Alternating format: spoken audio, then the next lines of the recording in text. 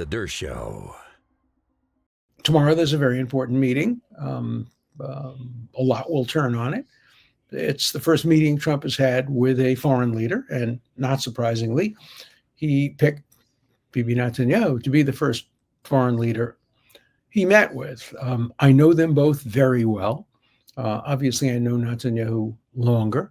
I've known Bibi since 1970. That's what, 55 years. That's, a long, long time. And I've seen him in many, many capacities. I first met him when he was a student at MIT. His name was Ben Natai, and he was studying business. He didn't intend to get into politics at that point. I think it was his brother's death at Entebbe, which really pushed him to the forefront of politics. He became the Netanyahu that was going to be the political person maybe his older brother would have been.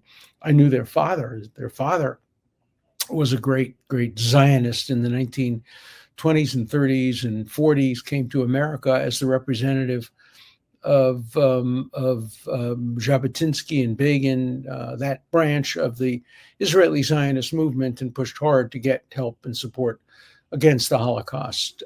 So he comes from a family of very strong Zionists, and really the whole family is very much a part of Israel's history. He's a tough guy.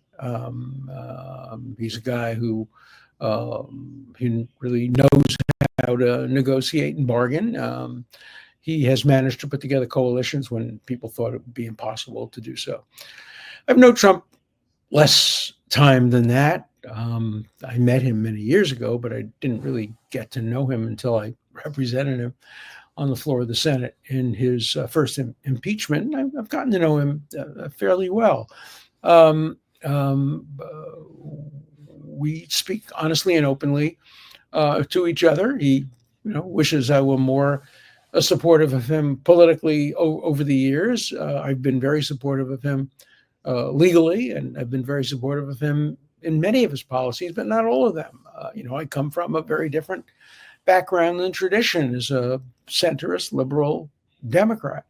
But I've come to appreciate many of his virtues. And what people don't realize is that Trump and Netanyahu, although there are a lot of differences, personality differences, tremendous number of personality differences. For example, Bibi wouldn't hit a golf ball, or Bibi's all work. I mean, I've seen him work until 2 or 3 in the morning. Sure, he loves to watch soccer. I've watched soccer with him. He loves to smoke a cigar. I've smoked cigars with him. But he's work all the time. Just some anecdotes. I mean, I gave him a copy of one of my books. We had dinner at his house when he was prime minister, pretty busy. Gave him a copy of my book. We left at about 11 o'clock at night. The book was 200 pages long, maybe a little longer. 7 in the morning, he called with corrections. He had read the whole book and made points about it, and they were good points. He's a workaholic.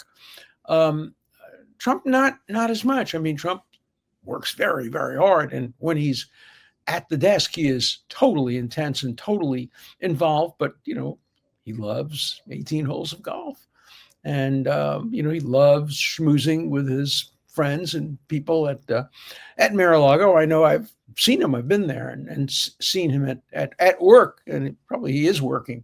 First time we really ever had time to talk together, I was in Mar-a-Lago having dinner with my friend Chris Reddy, who was the head of Newsmax, and he had just been elected, Trump, and he walked in and he saw me and he said, "You, I want to talk to," and he pulls me over and says, "I know you're a good friend of Netanyahu. Yeah, please, I need you to convey a message to him." And so we talked, and that was my first real approach to him, and I conveyed the message. I can't tell you what it was, but it was a confidential message. And I've continued to informally, from time to time, serve as a conduit for information between two people I know quite well. The thing that people don't realize about both Netanyahu and Trump, they realize it about Trump, not so much about Netanyahu. They are both extremely averse to war.